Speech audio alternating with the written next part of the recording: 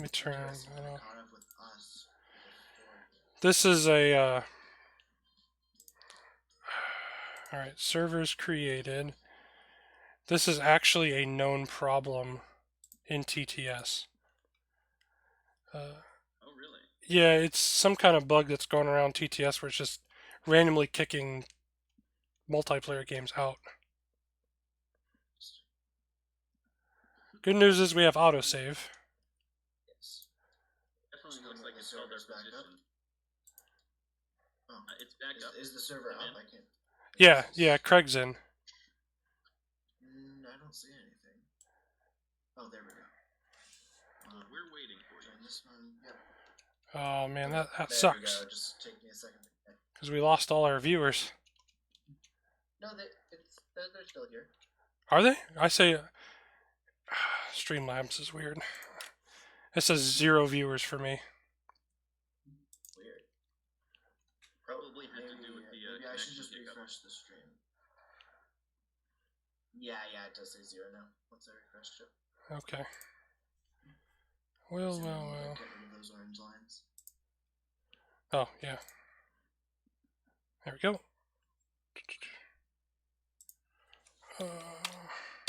So I guess we start where we left off. Yeah. Let's, there we go. Fix that.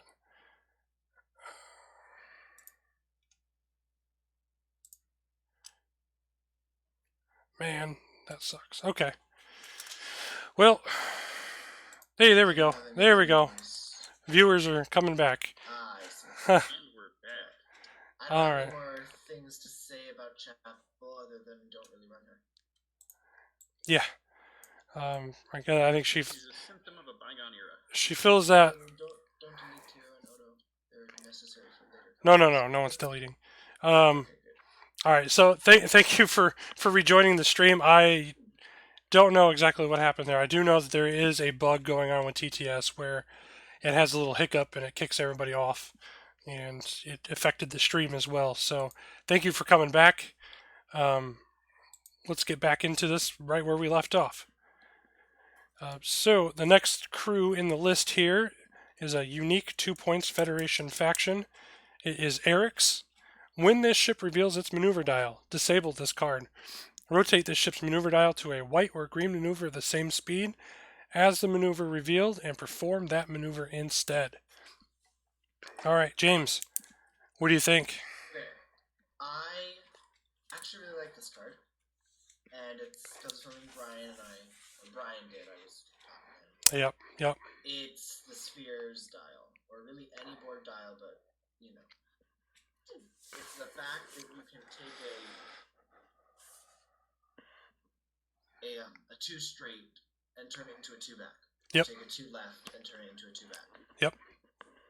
It's just, and then on top of that, you can chemicide it. So you can take a 2 straight, turn it into a 4 back. That's true. It's just insane. That's true, and with that being on a Borg ship, you want a higher skill, so you can kind of predict, or at least if you're not very good at predicting where your opponent's going to be, then you can use Eric's to reset your maneuver pretty much based on where they go. Yeah. Eric's is a nice safety net. Yeah, and I remember streaming that game with Brian, and I thought that was I hadn't thought of anything like that before, so that was great. He has a way of coming up with combos. Yeah, I think he's more android than he is human at this point. I just haven't. I haven't figured out if he's lore or data. I think he's probably data. Craig, what do you think? My thoughts on RX are precisely that he is a very high skill card. Not necessarily that you need to be incredible at the game in order to make use of him. Right. That he is only ever useful if you're getting more information out of your reveal. And so you want to be putting him on something high skill or move last. He technically combos real well with Volcra, the one that allows you to delay until the last maneuver to get like the most information you can before you pick which of your maneuvers you're going to be doing. But other than that, he's really best when you've got ships that can really change up their maneuver dial. You've already pointed out the big Borg combo with being able to flip-flop to going the complete other direction. But I also like him on ships like the Prometheus that have a forward and a rear arc and like Yes. a line of white and green maneuvers that they can select between. Yeah.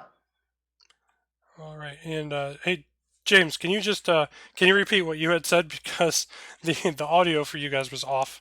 I turned it on before Craig started talking. yeah. So I mean, it's just amazing, this combo, because you can turn any maneuver into a green or white maneuver. yes. So you could turn a red maneuver into a green maneuver if you want to, as long as it's the same speed. Like 3 comes out into a 3 straight. You can turn a 2 forward, like I said, on the sphere into a 2 back, which is insane. And then on top of that, Chemosite. I don't know if we have Chemosite in here. We don't, but I think everyone knows what's on Chemosite by now. Chemosite is pretty much a staple at this point. Yeah. It's Yeah. from the Stefan era. Just like Chemosite, RX is one of those cards that lets you change what you're going to be doing. And while it does come at the cost of actually disabling the card, there's plenty of ways you can get around that, as in Namely the Bashir. modern era. Yeah. Bashir, Chapel, if you're going that route. Yeah. Even the old gold Goval takes care of him one time. Yeah. Yep. So there's just a lot of ways you can get multiple uses off him and kind of treat him as the Aldara ability of being able to like select your maneuver. Yeah. I think it's actually the Nebula, an old Sutherland class that has this exact ability to change between the same speed. I can go check that if you want. It's an old Sutherland that no one's going to use because the new Sutherland exists. So, Yeah. So I'm quite happy that RX is still representing that ability in the modern era with a 2-cost card instead of an old overcost card. Very pleased with what he offers to your build. Yeah. Pretty good. Absolutely. All right. Okay. So let's go ahead and. I can do this song if you want. Sure. Let me pull out, because if we're going to cover the Admiral, we might as well have this. Cover the Captain as well, yeah. Okay. So, the next card on the list here is Robert April. Skill 8 or a +2 Admiral. Elite Talon slot. Cost of 5 on the Captain side. Cost of 4 on the Admiral side. If for the Captain, if this card is equipped to a Constitution class ship, add +1 to his Captain skill. Action, target a crew upgrade equipped to the ship. Move all the time tokens from the target crew upgrade to this card. If that crew upgrade has an action, you may perform that action as a free action. And then it's a fleet action for the Admiral. So, Craig, you're up. What do you think? He's pretty impressive for having skill 9. That's a difficult skill to get up to for just a raw captain, but for his effect, I'm not seeing a whole lot of application. It seems kind of an insurance ability. The idea of just in case you get overloaded with time tokens, you may have built in some sort of disable protection, but not have something like Chapel or Esri Dax around to reduce those time tokens as well. Yeah. And he allows you to reuse a crew that's already kind of gone under. He does so for an action, so the only thing you're gaining is the kind of avoidance of the cancel effects from those time tokens, which makes it kind of difficult to find a spot to make this shine. Yeah, I mean, I think what was difficult for me was trying to find a crew that has an action that I want to do that takes time tokens. That you want to do multiple times. That's the other trick, is that you kind of need to. Well, use you it can't first, do you can't do actions from one card multiple times a turn. Not multiple times a turn, but you got to get those time tokens on from a previous turn. Yeah, multiple rounds. Yeah. James, Did you come up with Well, anything for this? I laid out all the cards in front of me a couple days ago, and then I didn't have a combo for him. And the very next day, I found something that I really liked, Okay. which is unsurprisingly the text on Esri, which allows you to do something which is activation phase, place 3 time tokens on Kirk, 2 because of Esri, as your action move them over to April and reduce it again down to 1. Interesting. So it's just a little text shenanigans that I found. It doesn't do much with Kirk per se. I mean, it gets you the skill. It's basically doing a battle station, but you also get skill. Right. But I mean, there's the thing you can run it with Spock instead. It's a scan and 2 skill instead of a battle station. Stuff like that. Things with Esri and April are just a little bit interesting. And of course, this is with Captain. You can't use Esri with Admirals. Yeah. Interesting. That definitely lets you use it multiple times, but my problem with that is you're still using his action. He costs either a fleet Yes, action that is or the a main standard thing. action. Yeah. Just to kind of get around the It singular gets time it gets tokens. you 2 extra skill. It gets you 2 extra skill and a battle station instead of just a normal battle station if you were to just use your action. But of So course, it's not like there's he's no place. not a spectacular card, but it is kind of a funny combo. Yeah, I think throwing Dax in there, Esri Dax, is interesting. Especially if you're lowering the time tokens to 1 round, and then you come back the next round, use April's action, and then again it lowers the time tokens. That would all be in the same round because Kirk's activation phase. That's true. Yeah, he comes in at the start. That's true. But yeah, just I like it. that you won't see run that much. That has a place. More of an impressive name than an impressive captain. Put it that way. Yes, or Commodore for that matter. I mean, you could run it just for the top text on the captain, just getting that skill up to 9. Yeah, For skill 5 9 is hard to do. points, for 5 points, that's not ideal. 4 Well- points if you can find a captain that discards. Yeah. Fair point. All right. So let's go ahead and move on to the first D7 in this pack. And the best. Fake news. We've got the IRW Talon Romulan faction D7 class, 3132, a tech weapon crew for 14 points. Before the ship reveals its maneuver dial, if this ship is cloaked, perform a 1 bank, a 1 straight, or 1 bank left or right. And all those maneuvers are considered white maneuvers, or perform a sensor echo action as a free action. It's got evade, target lock, cloak, sensor echo as the action bar. James, you are up for this one.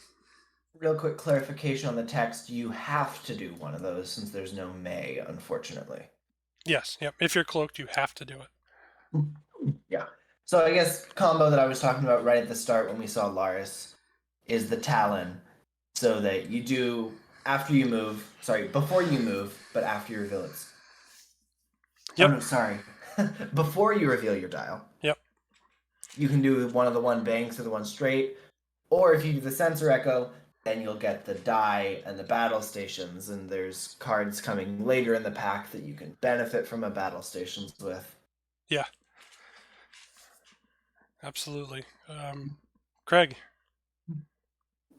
Well, I definitely see the combination of Laris and the Talon because it has the free action there included. Mhm. My issue with the Talon is that as a before you reveal your dial kind of effect, you need to be cloaked at the start of your turn in order to be using this, which means you either have to build in some way to kind of keep your cloak after Yeah. you fire, or you're not really going to have a cloak left around when you're revealing your dial in order to be able to take use of this. So you really want to be picking out a captain like Core, which is going to be coming up later, or some other set of effects that allow you to keep that cloak around.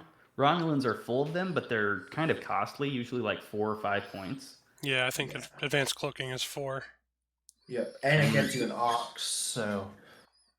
And because Right. you're not a Klingon ship, you're not going to be able to set up Dahar Master that can sneak that cloak on before you get ready, or there was another one, the Klingon cloaking device that keeps your cloak at the end of round. Both of those would have been fantastic for this thing, but it's kind of particular in getting that cloak to be there when you need it. And so it seems to me the least of the 3d7s that kind of came in this pack, just because the ability is very particular, and Klingons have a lot more offensive bent, Yeah. whereas this is the Romulan d7. There's the advanced cloaking card, just so that people can see it. Yep. Yeah. I liked the Talon when I first saw it, but as you guys stated, like, you have to be cloaked at the Yeah. beginning. Well, Craig said that. Well, yeah, Craig. I agree with it, but I'm just Craig was the credit. Oh yeah. Yeah, of course. It's particular. Yeah. Yeah. Yeah, I don't really think there's much else to say. It's a good D7, and it's probably the best Romulan D7. But it's not the best D7 in this pack by far. Yeah, there is some semblance to saying that the generic is better. Costs 3 less, you lose your tech slot, I think. I think so. The one thing I do like about this is it is the full D7 stat line with cloak, which the other two D7s don't manage. They either lose out on cloaking or lose out on the 14 points by bumping that up. So it is a cheap option and kind of functions as a mini Saran, but kind of before fighting rather than after. That's interesting. I never thought of it like that. Yeah. Yeah. All right. Let's go ahead and get the next card out. Oh. Hey. Hey. All right. So we've got the next card on the list is a weapon. It is non-unique. A forward firing only. Disruptor Blast. Attack of 3, range 1 to 2. This is a Klingon Romulan weapon. Cost of 3. Attack. Place 3 time tokens on this card and target an opposing ship. Make this attack twice against the defending ship. If this ship is a D7 class, you may convert 1 blank into 1 battle station during each attack. Craig, I know you like this card. Oh yeah, I'm a big insert as many bigs as you like fan of this card. It does so much for you. All it asks is that you have a D7 on the field somewhere, and it's going to give you just like an overpowered drill that brings its own quality. It's very much a self-contained combo in that you just point it at something, and that thing is going to be taking some damage. Yep. It combos incredibly well with any sort of repeated boost or repeated quality. One of my favorites to set this up with is the Mirror Captain Core that gives you the ability to pick out an opposing ship at the start of the game. No, yes. I don't have that. I'll go grab it. I remember what it does. What it does is selects a ship and gives you +1 attack and defense every time you 2 fight, as well as 2 battle stations conversions every time you fight, which Disruptor Blast gives you the guarantee that you can make battle stations if you're not going to have that around otherwise. And it also goes incredibly well with, can I talk about the Klothos for just a second? Yeah, go ahead. Just because it's so perfect for each other, the Klothos, if you're cloaked, you get the extra attack die plus an extra attack die from core, plus you've got multiple attacks, so that's doubling the bonus, and the ability to convert the battle stations that are coming from those attacks based on Disruptor Blast's effect just means you're getting so much damage through, or at least results revealed by the time you're done with the attack, that you're probably going to be doing a lot of damage. And it really just feels like you're pointing at someone and saying, you are going to go. Yeah. I mean, with that combo of 3 cards, though, you have to be attacking that one chosen ship, and you have to be out of their primary firing arc if you want to benefit from the Klothos ability. Given Core does give you those battle station conversions, but not the crit. Core, Klothos, Worf, they all do similar things. Yes. Yeah, absolutely. Making sure you have those conversions on all the attacks. It's what Klingons do. And even if you stick this on the Talon that we were talking about earlier, that gives you some time with the extra maneuvers to kind of back away or clear out behind your opponent, such that you can get those time tokens off and prepare by the next time your cloak comes up. Yeah, absolutely. So this is just iconic for the D7. It's one of the reasons it's a big threat for such a tiny ship. And for just those 3 points, you're getting an effective combat fighter for under 20 points. Awesome. James, what do you think? You got anything to well, add? I think there's an obvious combo with Kalana. Oh, If it's on a Klingon ship, to take 2 of those time tokens off as long as you're cloaked. that's a good one. I didn't actually think of that. Never stop firing. I love it. Yep. And you can also, like, if you're running so many of these that you start to run into not enough cards that remove time tokens, there's Arsenal, there's Rapid Reload, there's the Romulan Tactical Officer. There's just so many options to get those time tokens off. And on top of all that, you don't even need to run it on a D7. Running it on the D7 only gets you that 1 blank to battle station. So it's also a perfectly viable weapon on any other ship. Yeah, if you want to get multiple attacks going on, this guy gives it to you for it's very low out your forward arc. Yeah.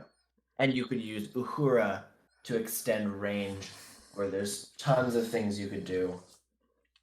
I could see this doing good things on a Miranda class. Yeah, I had the exact same thought. Okay. I like that. Something like one of those olden day Miranda swarms. Yeah. Just lots and lots of attacks. Yeah. You could see it working well on a generic scout. It's Romulan, it's 12 points, 3 dice twice. It's not great, you don't have that much quality. But there are ways to get that quality. True. Yeah, I guess if you throw it on the Reliant. No, that doesn't work. Even the Reliant gets +1 at range 1. Yeah, the Reliant would get +1 at range 1, so it'd be 4 dice. Yeah. Yeah. It's quite a good card. I like it a lot. Yeah, absolutely. Very impressive. And I mean, iconic for the of course, it goes on the Divisor as well, which which has an ability another card you'll see for in multiple attacks. Exactly. Unfortunately, what I really want to do is I really want to run I really want to run Disruptor Blast on a Talon Divisor combo, so that you can get that extra maneuver in case your opponent is far away and they're going to joust you with a high speed move. But I mean, you can't do that because they're both ships. Right. But yeah, it's an incredibly good card. Underpriced, I feel. I could drool over it all day. And you have. All right. Well, I think you guys covered it fairly well. It is a good card. Great weapon. Let's get the next card out here. Ooh.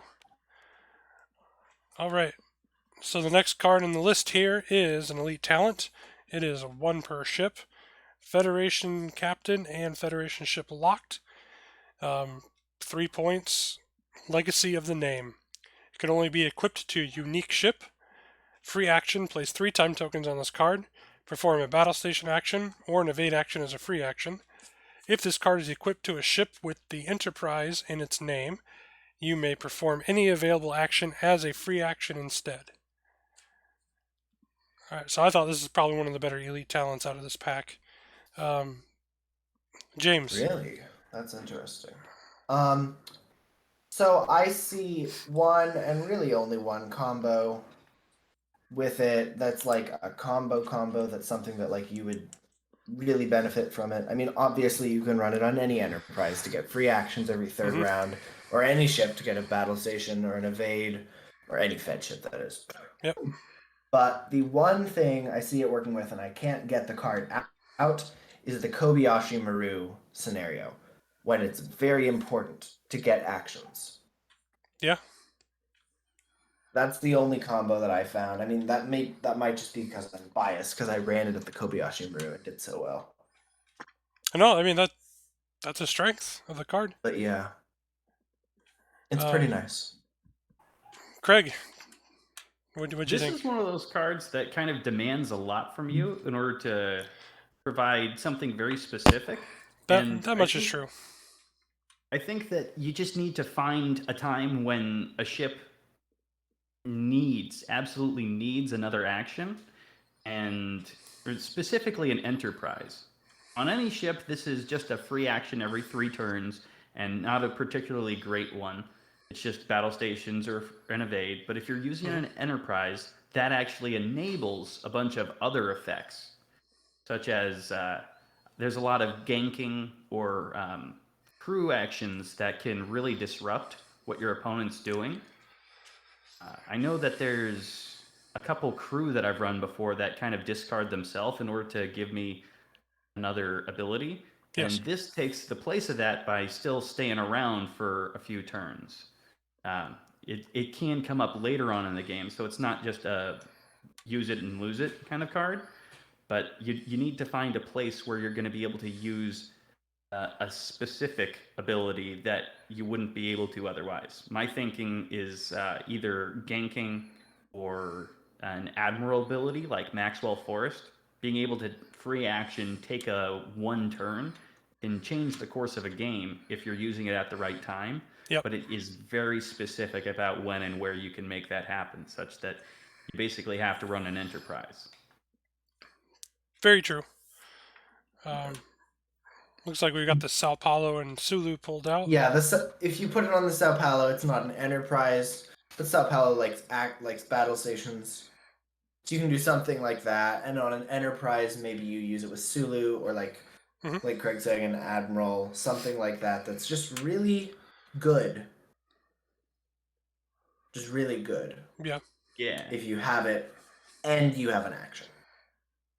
If you wanted to make a really cut down, like small, bare bones ship, you could combine it with the discount Picard to get something that's acting at like skill 8 for only a handful of points, and then does something interesting like ganking. But it because it's so limited in where it can be applied, you basically have to know going into building with it that this is the ship that I'm using, this is where it's going to go. It doesn't have a very open-ended feel like some of the abilities on these new cards are. That's true.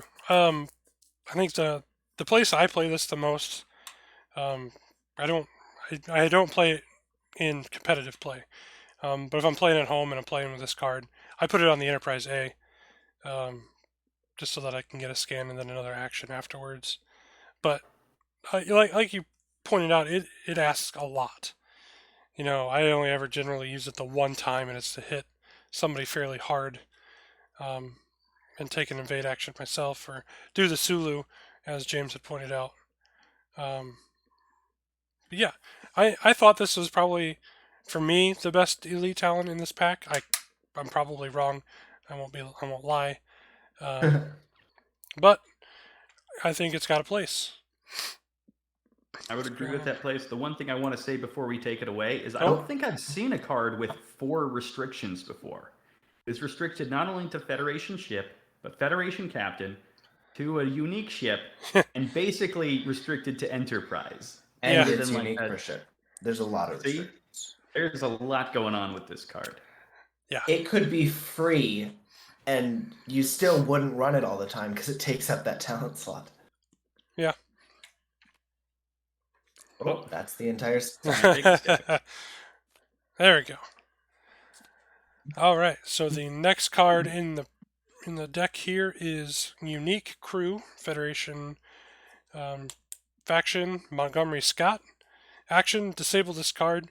Repair up to 1 shield and 1 hull on this ship. James, what'd you think? It took me a long time to come up with something interesting. That's not just like, oh, I can repair a shield. Yeah.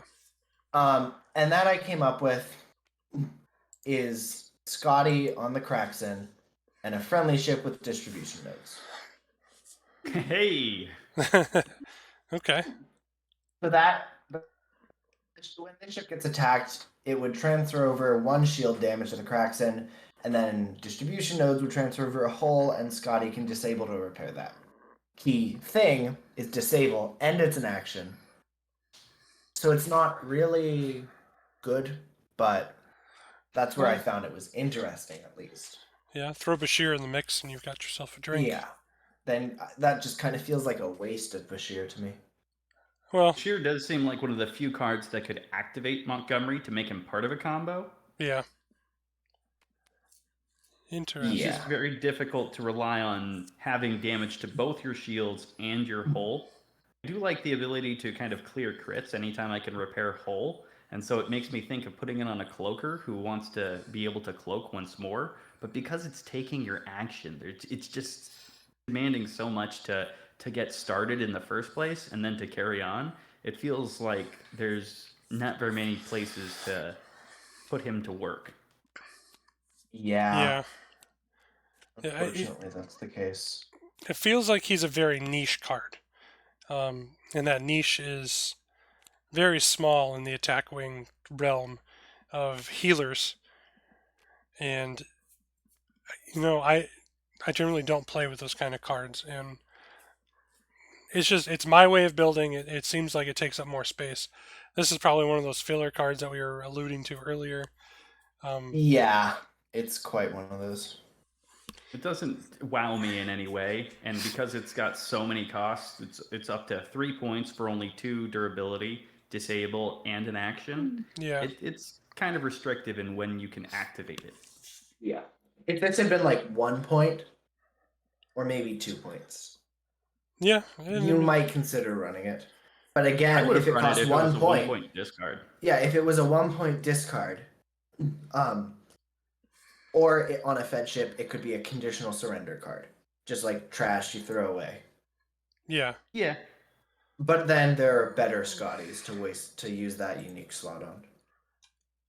Yeah, I think that's my biggest problem is that there's better Montgomery Scotts out there.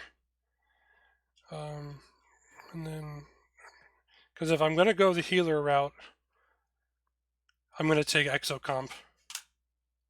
Oh yeah, that's that time tokens to repair your hull. Yeah. Yeah, 2 time tokens at the start of the activation or planning phase to repair 1 damage to your hull. And it costs 4, plus Yeah. it's fed. It doesn't take an action, which Montgomery Yes. essentially takes 2 if you consider having to remove the disable. Yeah, unfortunately. So, all right. Well, let's go ahead and let's get the next card pulled out here. Oh, I beat you to it. That's fine. I'm happy either way. Okay. All right. So we've got next card in the stack is a weapon. It is unique forward firing arc, Federation 5 points, full power phaser barrage.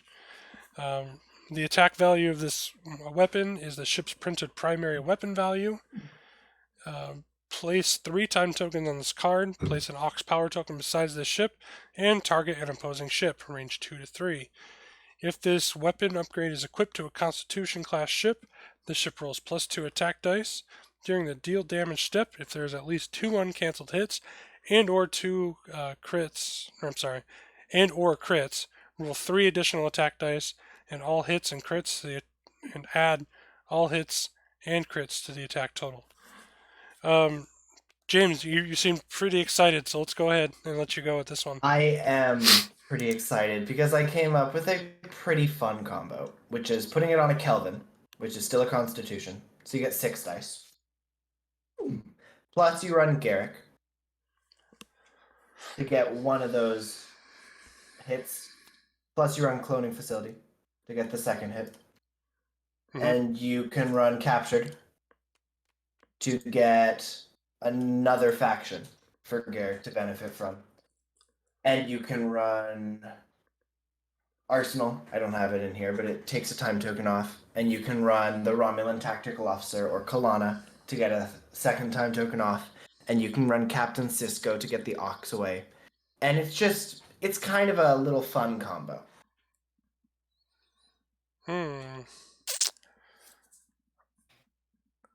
Craig.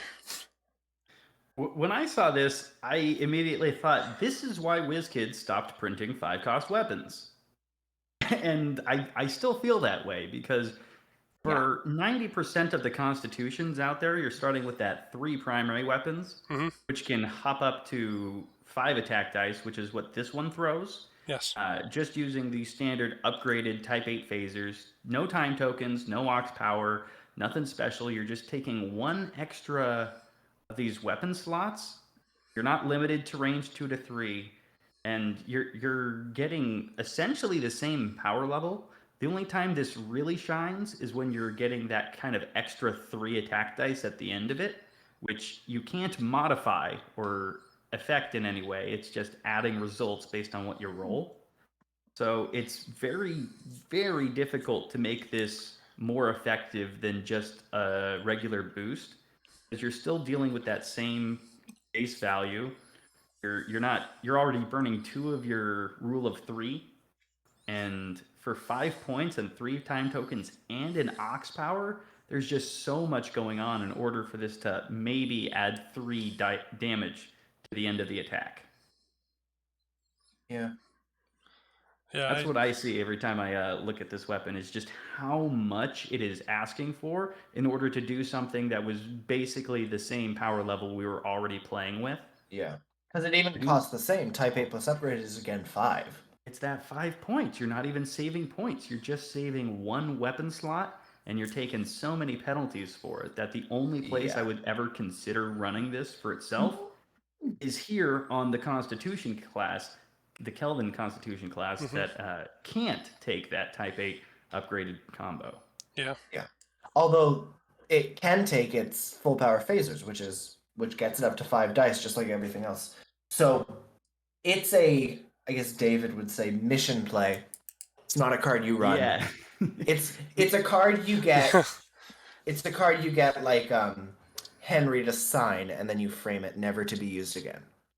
I feel like it has its one and only niche in a very intensive combo like this, and other than that, I don't look at it as like a card I ever plan to run.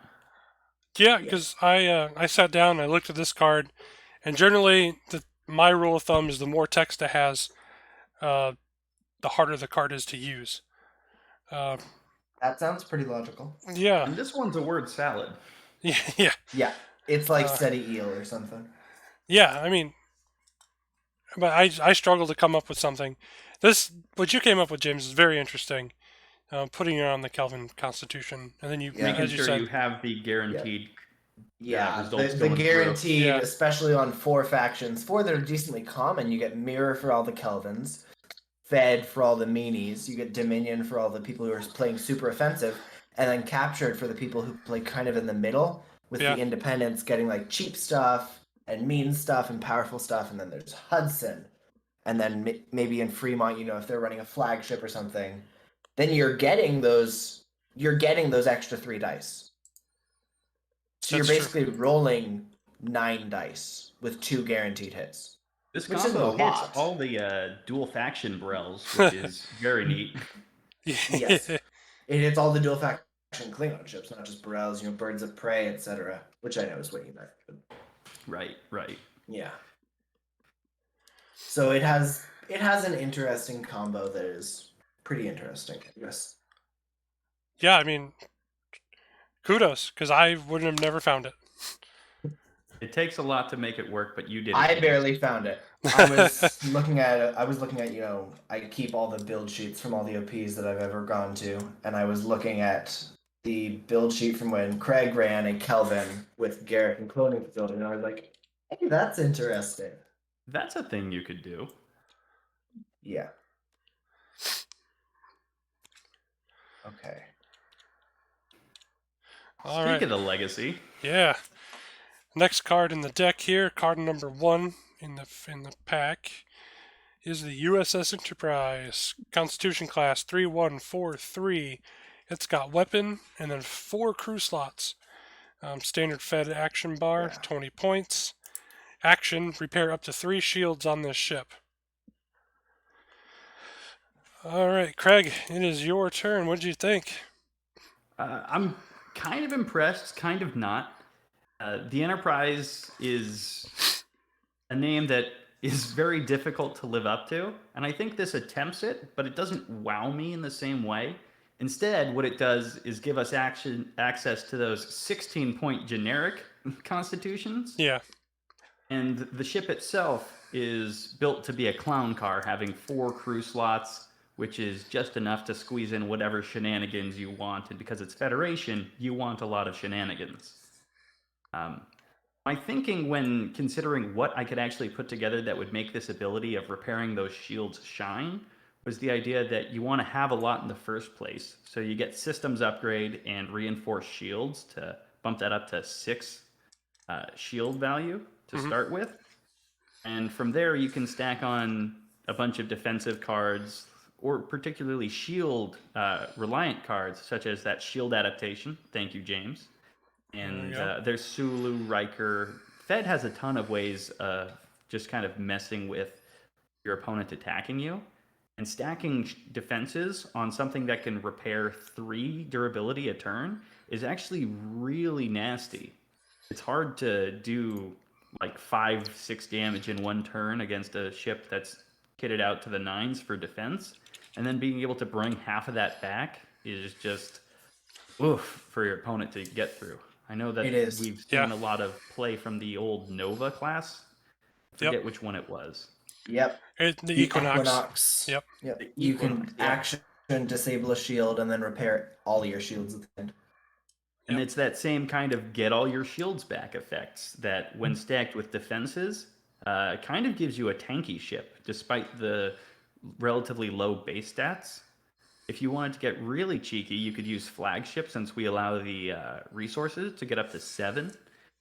Oh yeah. And that's a with a boosted agility, that's something that's going to be hard to get through. Yeah. James, what do you think? I don't have much to add to that. I mean, I pulled out systems upgrade and shield adaptation. That was the only idea I had, and I mean, not works together. Like it's really the thing that works with that. Because systems upgrade adds the tech slot. I was just thinking you got to get the tech slot from somewhere, or you're getting right from systems upgrade. Exactly, systems upgrade adds the tech slot. That's an important part of that combo. Yeah. My thinking is you could actually use Calvin with captured in order to get a second tech slot for the Fed upgrade that gives you +2. Yeah, it was reinforced shielding. Yeah, that one there. And because you've got so many slots to play around with, that discount from Calvin goes a long way. Yeah, and you can run either Hood Riker, which I have here, or you can run Enterprise E Riker, and maybe something like Julian Bashir to get Sulu for free every round so that you can do your normal action. Plus you have 6 shields, plus they're rolling -2 with primary, -1 with secondary. This is also one of the few places where Legacy of the Name really stands out. Yeah, Legacy of the Name is nice. Every 3rd turn repairing 3 shields, I'm in. Yeah. So that's all I could think of for the Enterprise. It's a good sturdy ship, but it also gives us generic Constitution, so that's what I'm going to do. When are you ever going to run a generic Constitution over something else? I think there's a few places. There are some of the cheapest 180 arcs in the game now. That's fair. At least that reach full primaries, because the Mirandas are kind of underpowered, let's say. I'm going to be right back. I just got to use the bathroom real quick. Sure. Sure. I mean, I guess the next question I was going to ask is, which Enterprise are you taking? Are you taking the old one that you can do anything with Ox that costs 22, or are you doing this one? Which chassis are you going to build on? When I have to choose, it's really going to depend on whether or not I'm turning this into a tank and making use of that ability, or whether I'm just using it as a platform. Because I like the ability to ignore Ox power and kind of carry on with whatever combo I was planning anyways. But at the same time, this Enterprise demands that I need to be playing around with that ability if I want it to be anything other than just a 2-point cheaper ship. Yeah. Because I'll be honest. You don't even get the ability that it does with Oxes. Right. Yeah. Because I'll be completely honest. When I saw this, I was like, oh, okay. You alluded to it early. It's got the name Enterprise, so it's supposed to be some great hero ship, but I didn't think the ability was that great. But you guys might be onto something there with stacking the shields, having the shield adaptation and then being able to turn around and do it. Especially if you can Three get, more Dill. especially if you can get another action out of that as well, so you're not completely ruining your action economy. Yeah. That 3 durability is a lot to be able to put back every turn. Like if I had that action Yeah. on like crew or tech, I would pay 4 or 5 points for it. Yeah. But because it's tied basically to the just- tiny ship, it's more difficult to extract value from. Yeah. It's basically action, place 3 evade tokens. It's chem pack, except you don't lose the shield. It's true. That's a good way of looking at it. Mhm. Yeah. All right.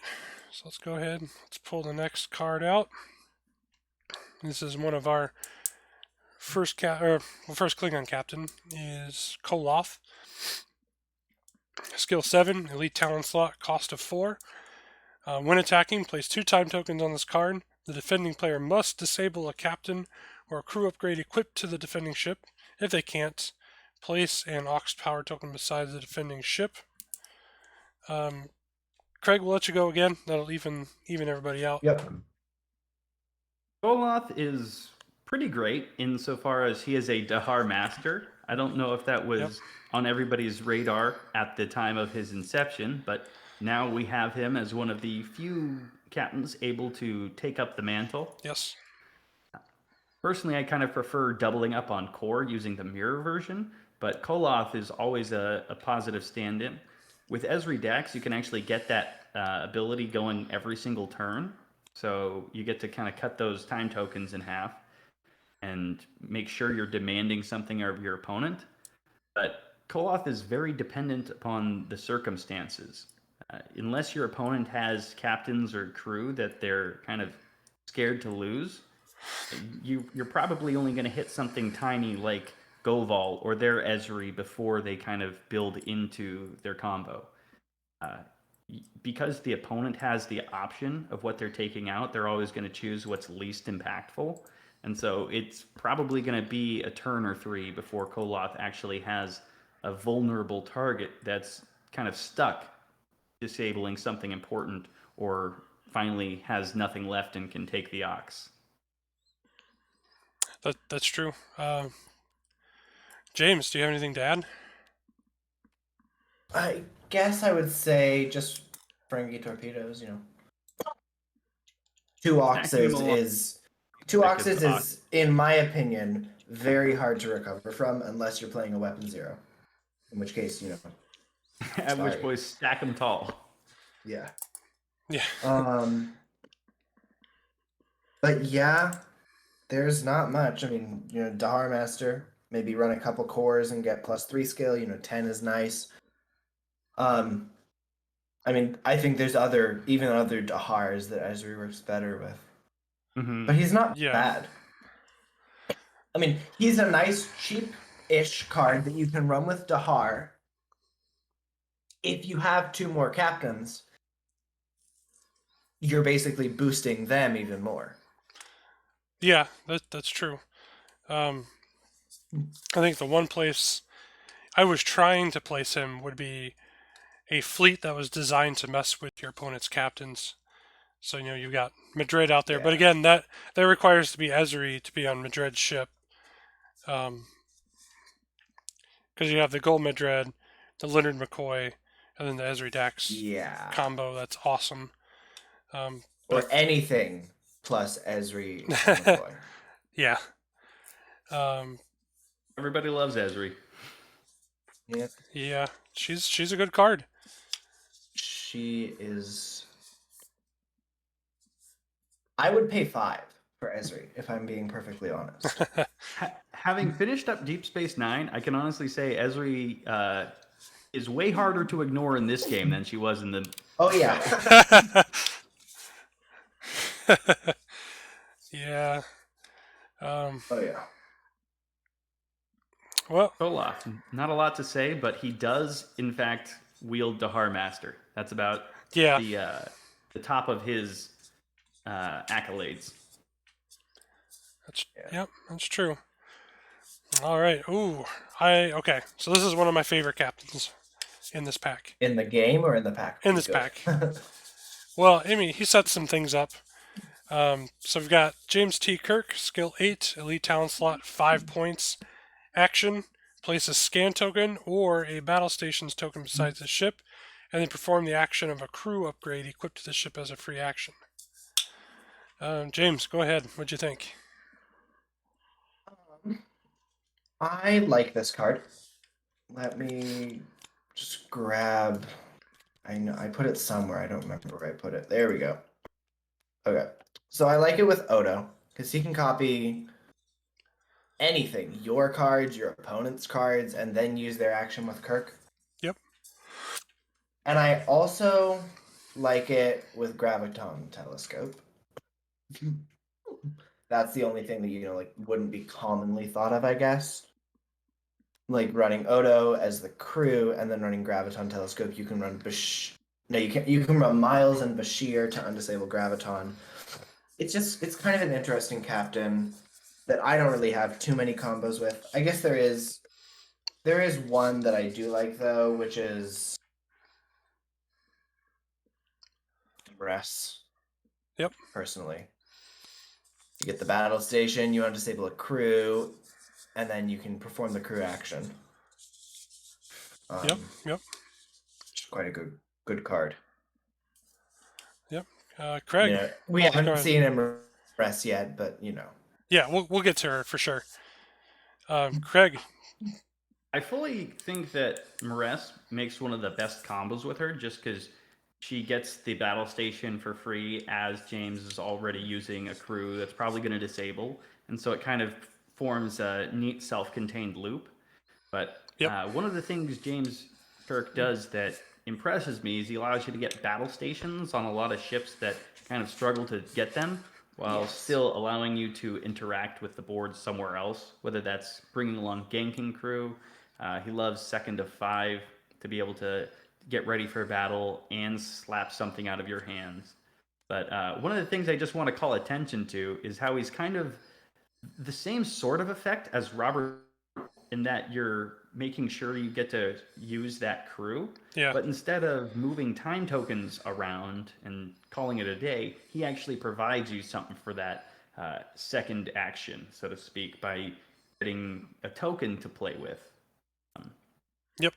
And just calling back to Graviton Telescope a second ago, I actually think he works well for using Alyssa Ogawa to clear the disable on Graviton Telescope because Alyssa doesn't disable and she gives you the scan. You can take the battle station and be ready for a little bit more combat, making sure that you're still ready to deploy that Graviton Telescope every time it's ready and punching just a little bit harder.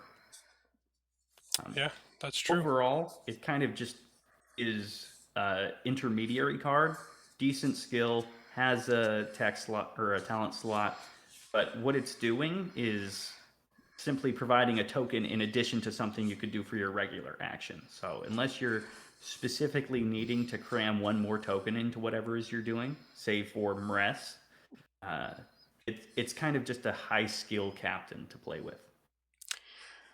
So yeah, with Ogawa, not only is that your action with Kirk, but you get another scan. So you could put it on like a Vulcan ship or something, or run more Vulcan upgrades. Yeah, I would say with scans. With Ogawa, you can put her on the Tekumbra, because then Kirk's going to place the scan, then you're going to do the scan with Ogawa, so then the Tekumbra's placing another one, so you got 3 total. Yeah. That gets you down to your -3 for rule of 3. Yeah. Right away. Yep. So the one combo that I run often with him comes up a lot. James, can you grab me Mirror Sulu? There we go. So you place the scan with Kirk first, and then you do Mirror Sulu. So you're disabling Sulu to acquire a target lock on an enemy ship within range 1 to 3, and then perform another action off your action bar, which then you do battle stations, which MRES will then re-enable Sulu. So MRES and Sulu are kind of like a married couple. Yeah. Yeah, and it's I've used it to great effect playing here locally, and it's been a fairly good combo that's frustrated many a player.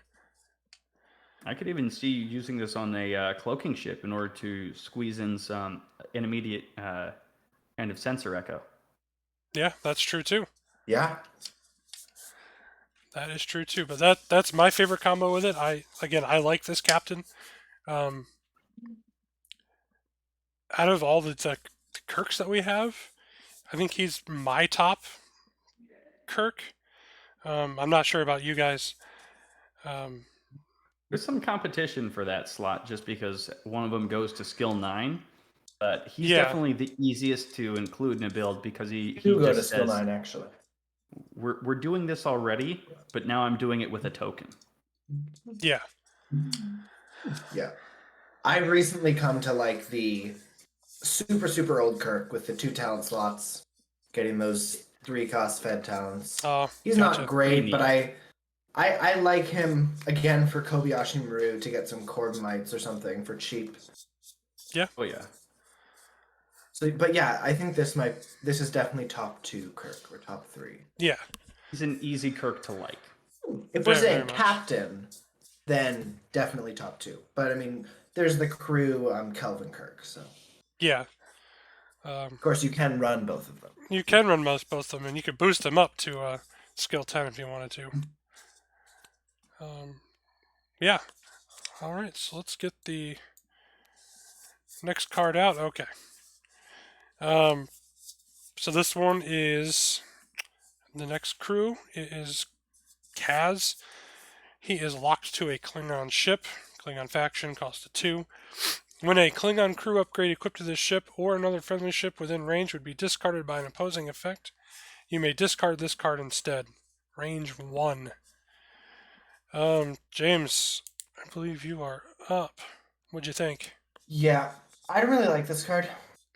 He is kind of interesting. Like you could have a support ship that protects your cards, like with Disruptor Blast and Kolana, or let's see, or maybe Garen or Worf. Sure. But I mean, yeah, it's locked to a Klingon ship. It's not great. It is what it is. It's like Scotty. It's one of those filler cards. Yeah, that's kind of my feelings on it as well. I guess I don't know what Craig thinks. But... Yeah, is it Craig? Do you got anything to add to Kaz? Not so much on the effect level, but I think he's perfectly emblematic of that Klingon kind of speciesist attitude. He's locked to Klingon ships, only cares for Klingon crew, and even then he's only giving you the option to like keep them around a little longer if your opponent's messing with them. He doesn't have any help for a Klingon crew that's a little self-destructive, like the Klingon gunners that can add extra attacks in there. He's only there to keep his fellow Klingons safe. Yeah. So he's a big flavor win in that regard, but you have to be relying on your opponent to not only be targeting specifically Klingon crew, like Worf, which can happen, but they need to be targeting them while Kaz is at range 1 and be discarding specifically. Any time tokens or disable tokens just go right on through. Yeah. So he is like pretty thematic from the episode as well. Oh yeah? Yeah, he went on to the Enterprise. Maybe I'm remembering wrong, but he went onto the Enterprise to drop a little thing so that when they went to warp 8, they would explode. Saboteur. She's like sacrifice for other Klingon crew sort of thing. That sounds about right. He just seems like a guard who fell asleep at his post and is only like paying attention for his brother. Yeah. If you're playing faction pure, I can understand the appeal. But we've got things like Goval that exist. Yeah, he needs to be in position and be there for a Klingon that is being discarded just to get anything to happen in the first place. Yeah. I think that's the only thing Goval or Kaz has on Goval is that he could be used for another ship. But again, it's range 1. You could extend it up to range 2 with Uhura, but I don't know why you would do that. Yeah. I mean, it's possible you could do it. It's just, again, I don't see the... Maybe on like a ship with CAS and PSF, so you get the PSF at range 3, and then you benefit a little bit more from CAS. It's I possible. haven't seen ganking become the thing that everybody's doing, and even if it was, they'd still have to be targeting specifically a Klingon crew that's in Yeah. range with discard. And just all those restrictions make me very loath to prepare this for a fleet that I haven't even seen yet. Yeah. True. That is true. All right. Oh. Yes. Yeah. I've got a one of the funny fun feeling about this cards. one. Let's pull out, because I do have... Oh, there it is. Perfect. Good, the rules. Yes. So, the next crew in the deck here is Harcourt Fenton Mudd. Independent, cost of 3. You do not pay a faction penalty for this card. Planning phase. Disable this card and target an opposing ship at range 1. Place a love crystal token on 2 crew upgrades equipped to the opposing ship. Alright, James, I think you're up. What'd you think? Kind of like with full power phaser barrage. I sat down one day, got a bunch of combos for the main cards, and then I had like Scotty, Mud, full power phase barrage, just some crappy things left, or things that I thought were crappy. And then I came up with a really interesting combo. Mhm. Once I opened my mind, which is, let me just get it out. What? Do I not have it in that search file? Maybe it's in the other one. Well, it's second to 5. So you target the crew with one of the love crystals on it, and then you discard both of them. Yes. And you do Tiro and Natus. You target the crew to place a time token on it, place it on both of them. End phase, target one of them, increase the time tokens instead of decreasing them. Odo. Place 2 time tokens on each of them during the planning phase. Place 2 more time tokens on each of them during the end phase. It's like a very mean, just disgusting combo. Yeah. That's kind of interesting. Yeah, it really is. I guess for those watching, if you don't know what the love crystals do, when a crew upgrade is... When you place 2 love crystals on 2 crew upgrades on that ship, if the player has to discard one of those crew, they have to discard the other one. If one of them gets time tokens have to go onto the other crew that has the love crystal as well. So that's what James came up with, is very interesting, and especially if you know you're going to play somebody that's very crew heavy. Hardcore Fenton Mud is a good way to mess with them. Craig, do you have anything to add? I have some complaints to add. Harcourt Fenton Mudd is very, very particular about when he works his matchmaker magic, in that you have to be at range 1 during the planning phase, which means you had to be in range 1 either by moving there in the end phase with some kind of cheeky ability, or for combat with a blast turn, which means that if they see him coming, they know exactly who to remove before the planning phase comes around in order to stop the quote, love madness.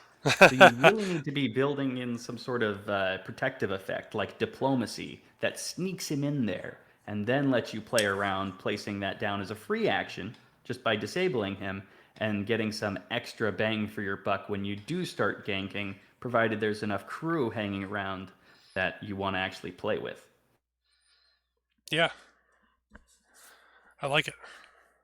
The one thing that I do like about Harcourt Fenton Mudd is that he doesn't actually limit you to tying the fates of just the 2 individuals you target each time. If you can start using him multiple times, you actually get to pick which of the sets of love tokens out there affect each other. So everybody Not just who has sets.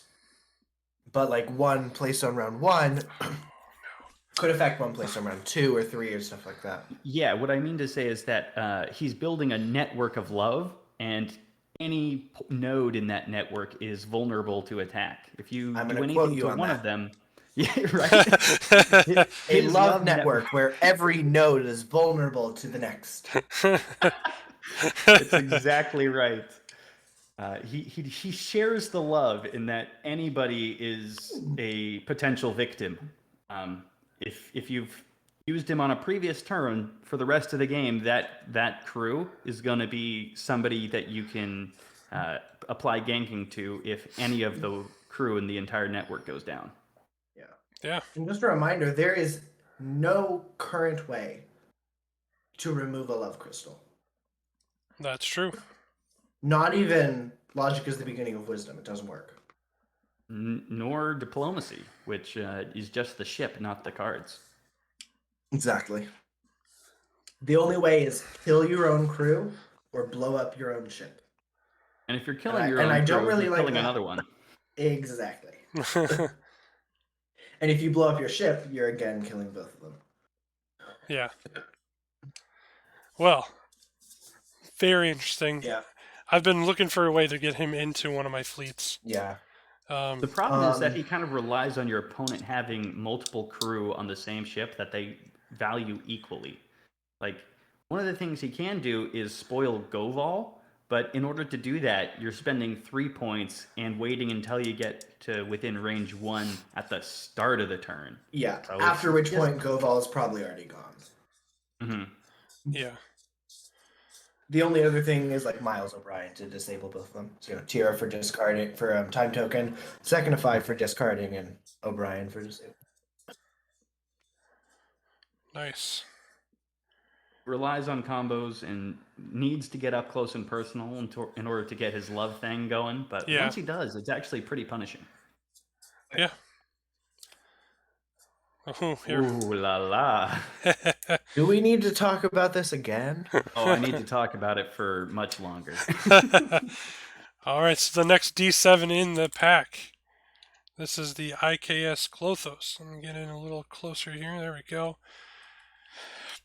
IKS Klothos. D7 class Klingon faction 3132. Tech weapon crew. Cost of 16 points.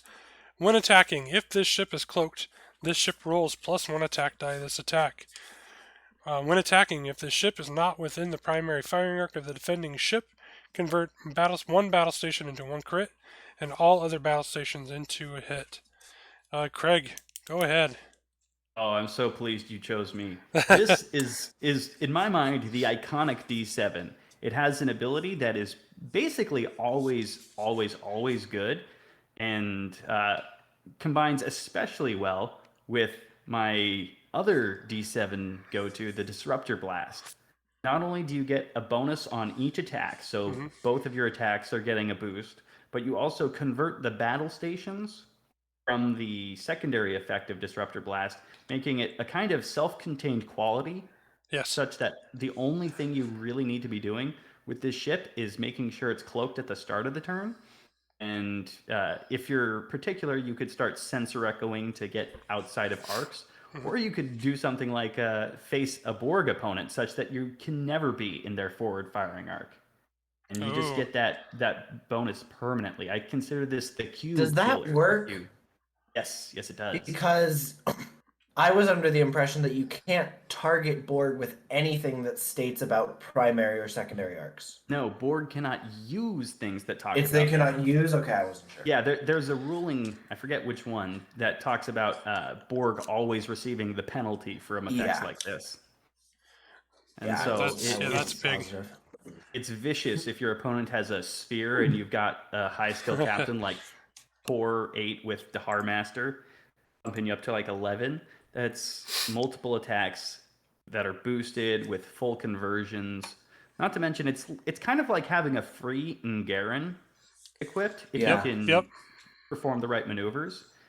And so with all those boosts, you get a hyper efficient offensive ship with cloaking. It's got space for that Klingon cloaking device, so you can keep that around for next turn.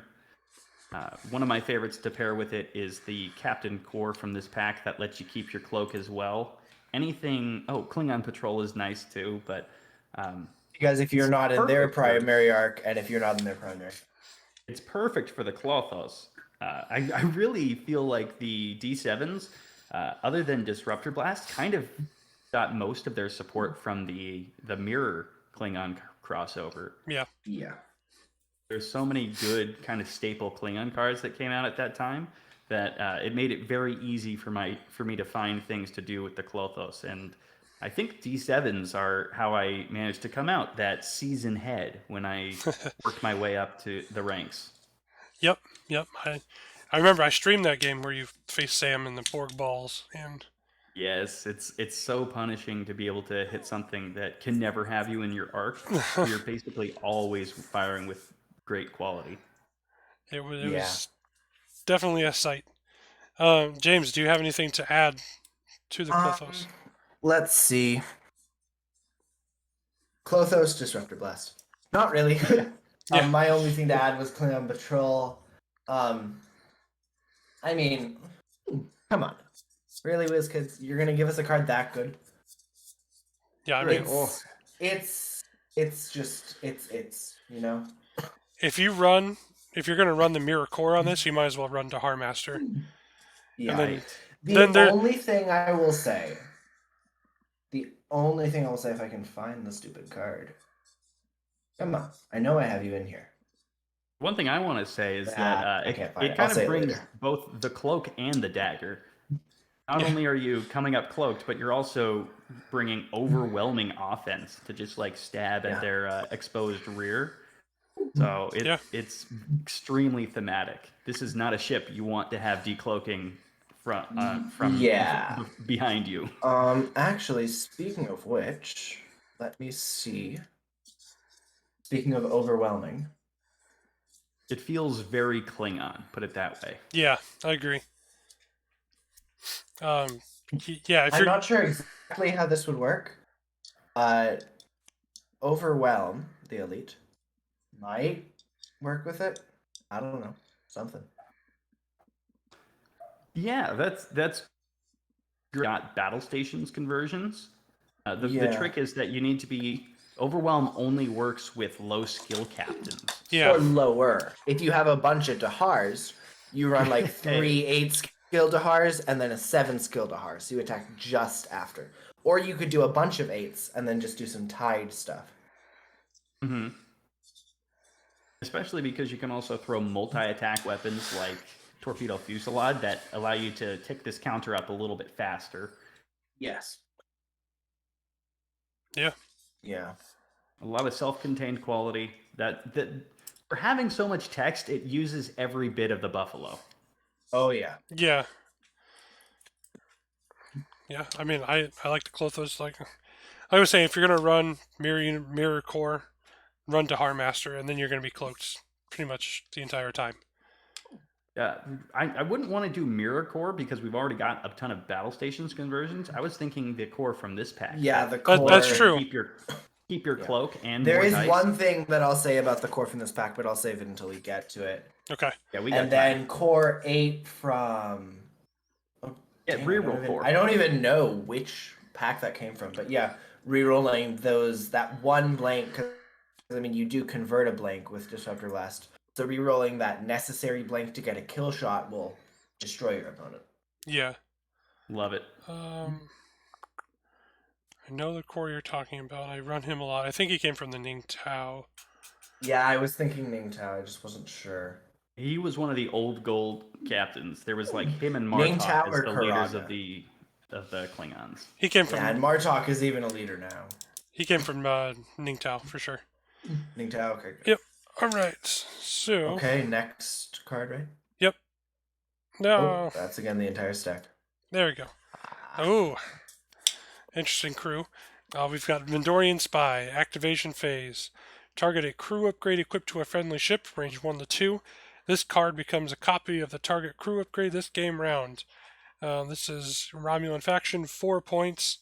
Again, very thematic with the Vendorians, both in the animated series and Lower Decks. If you haven't seen it yet, there's one there as well. James, this is your go. Yes, let me just get out a card that I just thought of. Sure. Or, I mean, I thought of it before, but you know. Sure. Okay. I mean- Oh. Okay, there we go. Pulling it out. Increasing its size so that it matches all the other cards. No worries. Bring it Just a little over. idea with. Give it a second. We just saw him earlier. There we go. With Uhura, Energy Dissipator, Vendorian Spy. It's an idea that Tristan always had and that I always had, and I always wanted to make it work. And Vendorian Spy allowed you to do it maybe a little cheaper. It's just getting that range 3 Energy Dissipator. It's kind of funny. I would love to see this Yeah. on a scout cube, actually. That I would would be just interesting. following behind, shooting range 3 with the And dissipators. you can run Esri to reduce time tokens. You can run Miles to undisable Dissipator. You can run Bashir to undisable Miles or take even more time tokens off. You do that, Captain. What's his face from this pack? April. Yeah, April. You can run April to take even more tokens off. It's just kind of a funny thing that's pretty. Yeah, the Pretty Vendorian funny. Spy is essentially Odo Light in that Yeah, it's Yeah. Odo. he demands you have another crew that you love so much you want another one. You Yeah. want a And, third even. It's true. You can. He is a little bit cheaper, but activation phase, less range, only friendly, not opposing. There's some drawbacks. Yeah, he's essentially a strictly combo card in that you already have to be building something that's worth doing again. I really like him because he gives you the ability to double up on otherwise unique cards like Ahura here, Yeah. or the Conversion Wharf. Yep, that's the Stacking one. that on something That's what I was isn't thinking a of. Klingon. You can kind of get around faction restrictions by having a spy be somebody who is otherwise restricted. And now you can have a Romulan ship with no faction penalty deploying Worf for even cheaper than Worf deploys. So it's a great way to double up the value that you're already getting from your fleet. But because it literally has no effect of its own, it's strictly for combinations and kind of intra-ship setups using crew that's already unique. Yeah, for sure. I like your guys' description as an Odo light. Yeah. I mean, Technically a point that's cheaper, but one less range and has to be friendly. yeah. Yeah. I mean, that's That's why it's more combo than Odo, because Odo can just copy some opposing cards. yeah. Mm-hmm. So I like it. I didn't think of this. I like this energy dissipator thing, and I would love to see it. I think being able to like stack even taller the range Yeah. modification. yeah. I would love to see it in execution. It could be a thing. Yep. I used to have the build sheets from all the previous OPs, and Tristan had a successful build with this on the Herogen hunting vessel with love Telef that. Captain and Fed torpedoes. Hmm. I just The have one yet that, to make it work. Gets quality if it doesn't. Yeah, it attack gets a with no target damage. lock in the battle station if it does no damage, and then Yeah. you use Uhura to increase Dissipator to range 2, and then you get your post-attack Fed torpedoes. Love it. All right. So let's go ahead. Yeah. Or you can run it on the Sao Paulo, and you get that double battle station for both attacks. It's pretty interesting. Yeah, Oh. you get to do the good thing you were doing, but you do it more. Yes. Yeah. All right. Let's get the next card. Ooh, another D7. Hey. IKS Divisor. Got a Klingon D7, 3132. Tech I have weapon a crew. fun combo with this. 14 points. When attacking, if the defending ship performed a maneuver at the speed of 3 or greater this game round, add 1 crit. James, go ahead. Okay, I'm going to pull out a crew. Craig will hopefully immediately know where I'm going. Oh, yes. Thank you. This is one of my favorites. Okay, all right. Aegis and Temporal Observatory. This was never made Old to work with Faithful. anything, and now it's so easy to use. All right, let's hear it. I'm interested. Okay, so Aegis is action. Place 2 time tokens on this card. Target a tech or a question mark upgrade equipped to another ship, and you Okay. place 3 time tokens on it. Temporal Observatory is action. Place 3 time tokens on this card. During the planning phase, after all ships have chosen their maneuvers, you may peek at a number of opposing maneuver dials equal to the number of time tokens on this card. You may then change your chosen maneuver, and you discard this after the last time token is removed. So, Temporal Observatory on the divisor. You get an action. It places 3 time tokens on it. You can look at 3 dials. Okay. Aegis on another ship places 3 more time tokens. It now has 6. So you can look at swarm dials. And with the divisor, you see which ship performed a maneuver with a speed of 3 or greater, and then you go after that one. And then you get your guaranteed crit.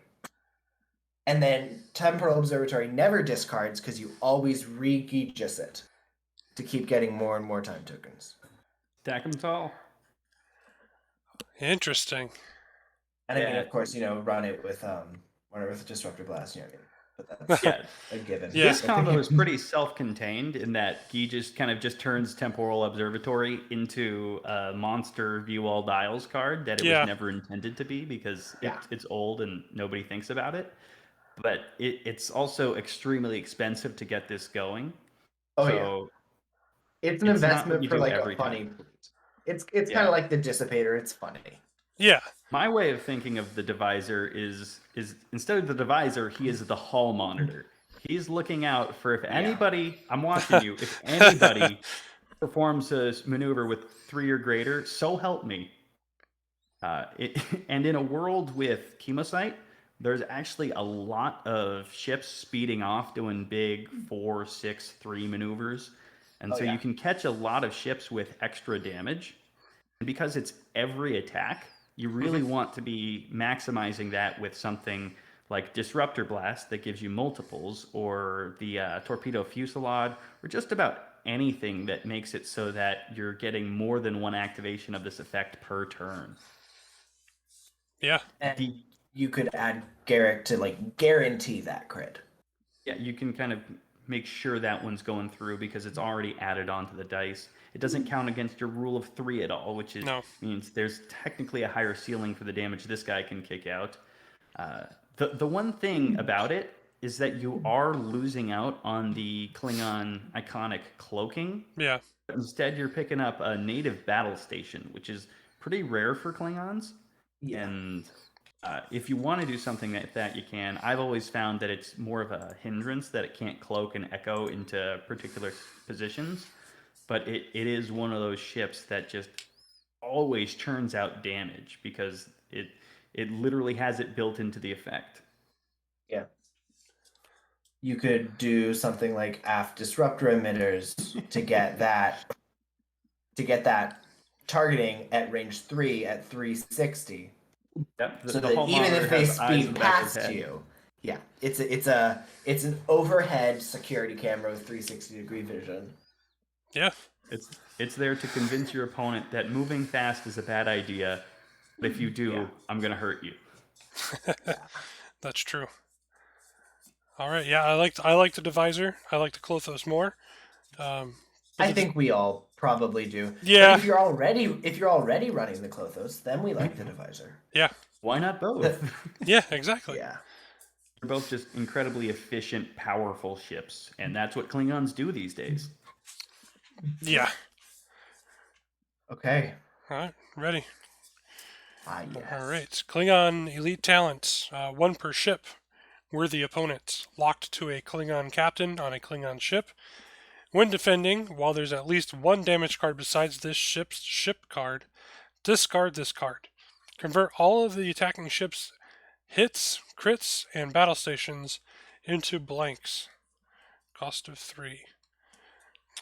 Craig, what do you think? This is a pretty powerful card if you use it in combination with Interface Generator, because that's one of the ways that you can kind That's the of big one. guarantee to have a damage around while you're soaking hits. And because it's Klingon locked, you're almost guaranteed to be putting this on some sort of cloaking ship Yeah. that can bring along the interface, cancel an attack. This kind of only sort of cancels a second attack, because you do get to set this up before your opponent converts anything. So if they've got a battle station and you convert all their hits to blanks, they've essentially lost their attack. And it really combos nicely with cloaking in that if you're cloaked, you can't be target locked, and so your opponent can't re-roll those blanks into anything once they've been converted. So it's perfect for the Klingon faction. It does require that you be surviving, so it might work better on something like Compex Battlecruiser or the Vorn, something with 5 durability and cloaking, Yeah. such that you don't need to run the interface. But it's basically an attack cancellation with the caveat that if your opponent has rerolls or blank conversions, like their own Klingon Wharf, it's not going to do nearly as much work. Because when exactly does this card trigger? When defending, conversions happen during the modify attack dice. During the modifier, I would assume that, yeah. And so you have to, and defender always modifies first. Yes. So the you opposite play this, person always then modifies. they play. Interesting. That's why it's important to use this if they've got a battle station, because they won't get any effect out of that once you convert everything to blanks. And it's the other reason why if they have a target lock on you or any form of reroll, it's basically a dead card. Yeah. Yeah.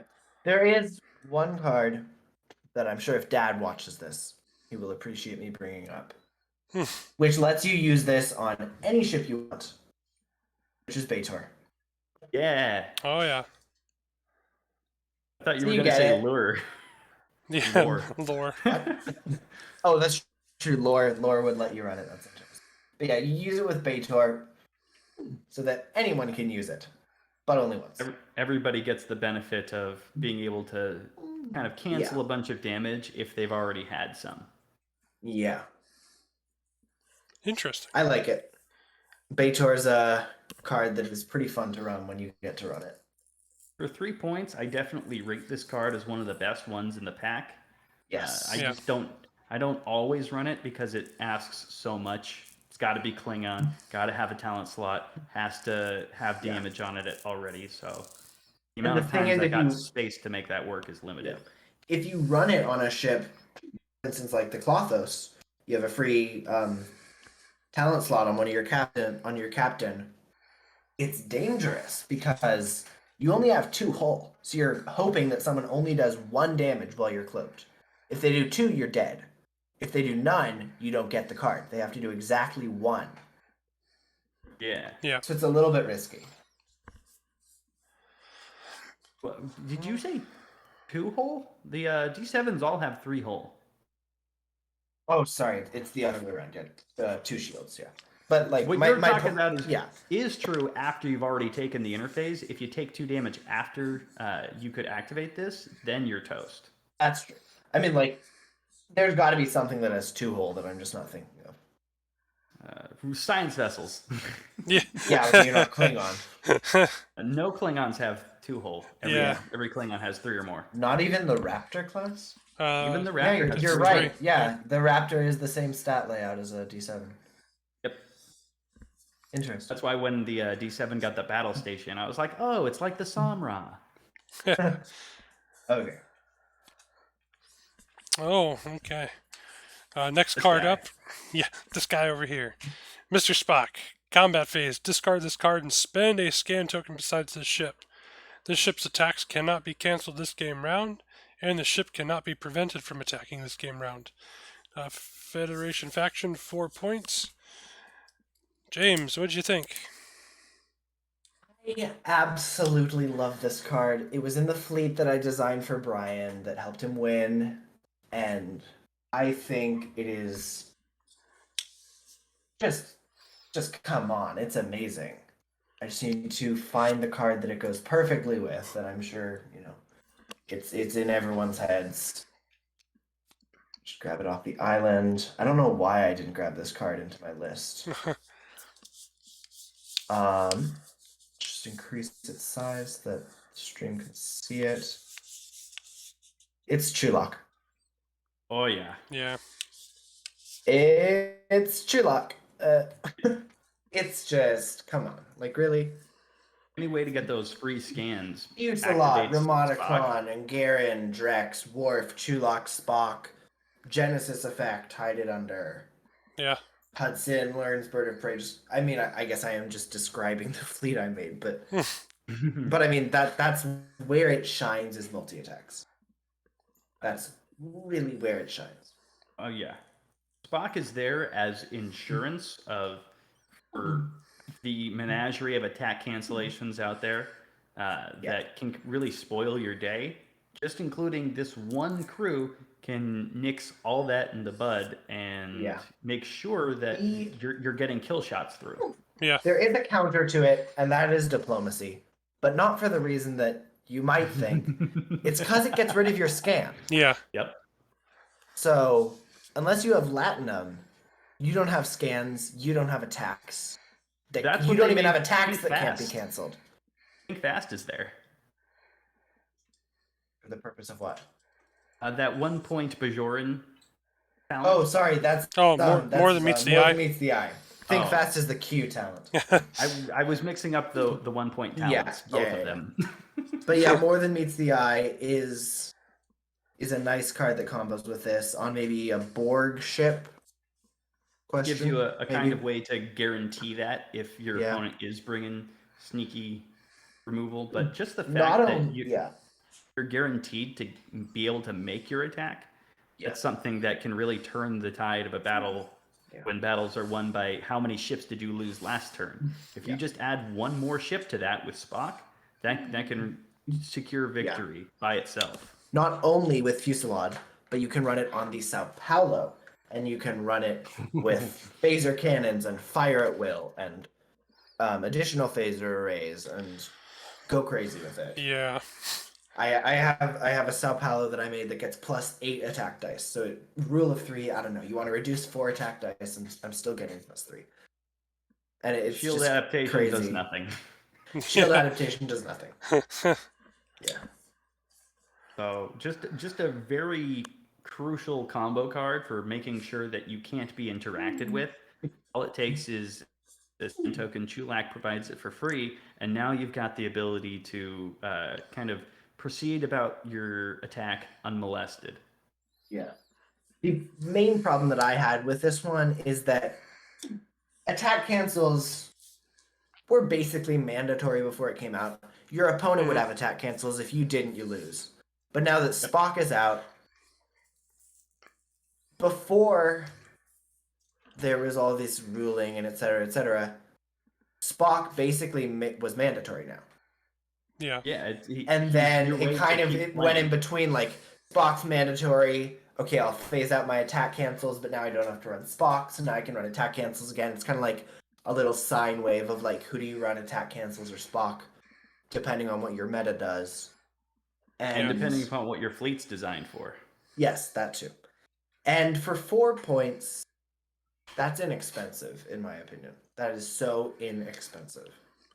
I've got to say, I consider him to be one of, if not the reason to pick up this pack. Just the ability to continue interacting with your opponent's ships, even if they've got like a stack of conditional surrender, Ibex Dynasty, interface generator like we talked about earlier. There's so many things that just say, no, I don't want to play right now. I'm going to keep hitting you. And Spock says, too bad. Yeah, I mean, like, that, I think Spock, the Klothos, and Disruptor Blast, probably the three, you can't forget Christine Chapel, like the Benton. But yeah, I think those are the top 3 cards in this pack. And I'll be completely honest with you guys. I saw this card and I thought, well, that's a good one-time use. But now Don't forget about Go Ball. Yeah, seeing it sitting here next to Chulak is eye-opening. Because not only are they not canceled, they're rolling -2 defense dice. And then if you have Go Ball to protect Spock, and maybe Sakona to make your weapons cheaper, that gets Chulak a second use. Yeah. So Because Chulak, it's end phase. If you used it, you have to discard a crew. It doesn't have to be Chulak. Yep. Jennifer Sisko, Sakona, Koth, Goroth. There's tons of different things. Yeah. Well, It goes a lot I'm of places and keeps you safe. convinced he's a good card, especially for a fleet that's got multiple attacks. I like it. Because everybody has attack cancels, and now they are less worthwhile. Yeah. Yeah. All right. Awesome. Okay. Oh, yes. Yes. Yes. Yeah, yep. Federation crew 3 points. MRES. When a battle station token is placed beside this ship, remove a disabled token from a crew upgrade equipped to this ship. Craig, what do you think? It's your go. This is Emrys, the Temptress. She makes sure that all your crew are involved in whatever's going on. Like I was talking about with another card earlier, she's kind of, or I think it was Vendorian Spy. She is essentially always a combo card because she does nothing for herself. All she's there for is to make sure your other crew keep going. And that's usually enough because there's enough disable crew, like I think it's third of 5. Who's the old Voyager Borg that disables to give you a free battle station? Let me look it up. It's like a 4-point disable to get a free battle station. That's the immediate 0 effort combo with MRS, just because it's a free battle station every turn. Clears itself. There's no third of 5 that does that. I believe you. I don't know who she is. No, I'm Old bad with names. Voyager Borg crew. She's a Federation crew. Oh, seven of 9. 7 of 9. 7 of 9. 7 of 9. Thank you. There we go. Wait, you haven't seen Voyager, have you? I've seen bits of Voyager, but I never got to season 3. Oh, dang. Right? Well, I think I have her in here. That was one of the things. That's the old one that kind of didn't have a whole lot of places to be used, but was a free action if you needed it. Now it's a free action every turn. Yep. We talked about earlier, there's that Kirk that gives you a battle station and does a crew action. So if that crew action includes disabling, Amres says no, it doesn't. She's really good at keeping the rest of your crew in fighting order, but because she does nothing for herself, she demands that you build her into a bigger plan, whatever that plan is. Yeah, that's true. James, you got anything to add? Yes. Unfortunately, TTS does not have the card that I want to add. It's a resource card. It's a little combo that Dad and I saw when we were figuring some stuff out with the Sao Paulo and MRES. It's the officer card that does weapons, tactical officer. Oh. And you can spend your battle station to gain a die. And then you place one with the Sao Paulo. And you remove a disabled token from a crew upgrade with MRES. And you do that as many times around as you want. And at the start, you use 7 of 9 to get that battle station.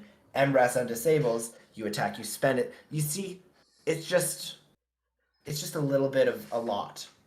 Having that tactical officer around to make use of the battle station in a way that you wouldn't normally expect. It's weird. I thought TTS had all the resource cards. More. But that's fine, yeah. Yeah, it's the 3-point tackle officer. You do it. It's pretty nice. Nice. I mean, you can run her with Scott. 7 of 9 is your free action. Disable her to place the battle station. MRES undisable 7. You can do your action for Scott to repair. You attack. You spend the battle station. Get a new one. MRES undisable Scott. It's just MRES has a lot of uses. Yeah. In my opinion, mostly on the Sao Paulo, but not even limited at all to that. No, yeah. Anywhere you can get multiple battle stations placed a turn, she works great with Admiral Gowron. Yep. If you've got a crew that can disable, getting those battle stations placed down, there's plenty of ways to get them. The trick is figuring out what to do with that disabled token or that other crew that you're enabling.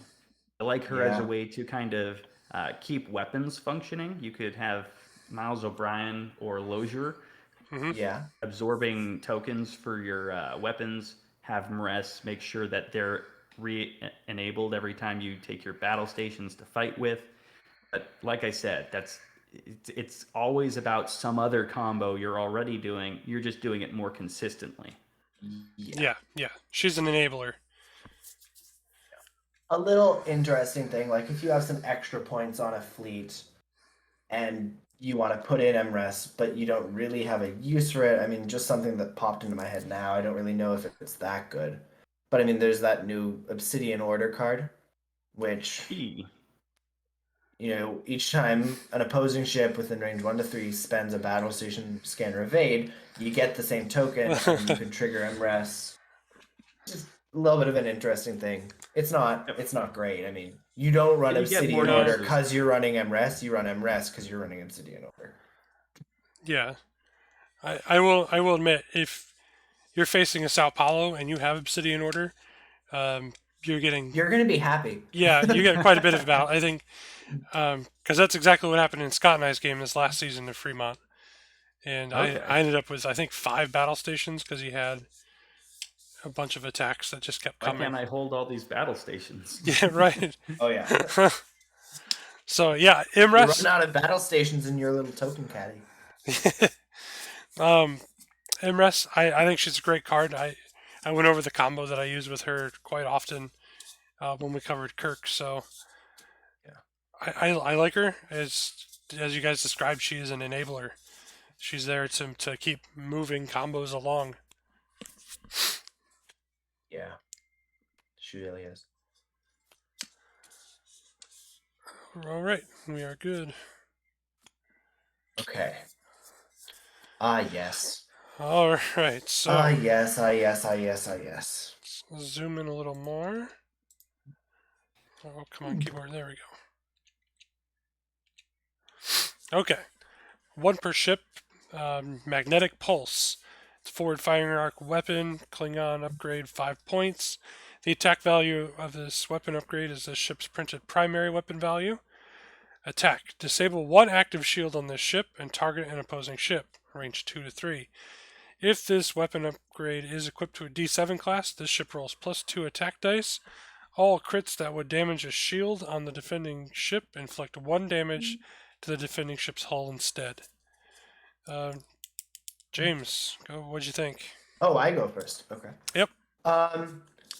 It's the reason we could stop printing 5-cost weapons, etc., etc. ... dot dot dot. Today is a good day to die, and then. Okay. We had a little bit of a talk about this, just trying to find I couldn't some come way to up make with it work. combos for Yeah. Magnetic Pulse, the Enterprise, or Harcourt Fenton Mud. I was DMing Craig, and he said, "Oh, today is a good day to die." It's like the And- one thing that makes sure crits are involved. Yeah. Yeah, it's kind of like Oh yes. I remember this. I was building a fleet. It's like similar to Magnetic Pulse, using missile launchers. Yeah, the Ferengi missile launchers has the an Ferengi effect missile that uses launchers. those too. Yeah. So you could do something with this where you have today is a good day to die, Magnetic Pulse, and missile launchers. Shields don't exist. Yeah. Except these crits with missile launchers actually damage their hull with crits, so it's mean. But it's niche and it's not very good. Magnetic Pulse chose a very, very perfect picture for it because it's essentially rainbow meme magic. Yeah. If you're making it work, it's really stunning, it's dazzling, it's showy, it feels powerful if it works, but you can't use this on a ship that's cloaked, so it's basically just for the divisor, which is also why I think it interacts with crits, is because you're getting to set at least 1. But shield piercing is always a powerful effect, and so being able to kind of make a boosted attack with that same ability gives you a lot of potential. The problem is you're relying on that 1 in 8 roll of getting those crits, which means if you don't have an activator card, like today is a good day to die, what are you doing? You're losing a shield in exchange for 2 extra attack dice. Spent 5 5 points to make that happen. Yeah, Yeah, and I mean, like, even with today's a good day to die, unless you have insanely high captain skill, you're dying first. I mean, like, come on. You're getting targeted because you've got the piercing. So I just thought of something. Can you go and Yes. pull Blood Oath King? Blood Oath King. The Old one that adds crits to your roll. Yep. Oh, yeah. Adds 2. Crits plural, yeah. The one thing that I do appreciate about Magnetic Pulse is it's like that old Zindi weapon that came out around the Arasin in Kalindra. Yes. That it doesn't actually cost anything to fire the weapon. You disable one of your active shields, but you can fire this every turn. There's no disable, there's no time tokens. Oh, it's you true. just Yeah. ship it. So you can All use that it this on does the is divisor disables a very shield. effectively.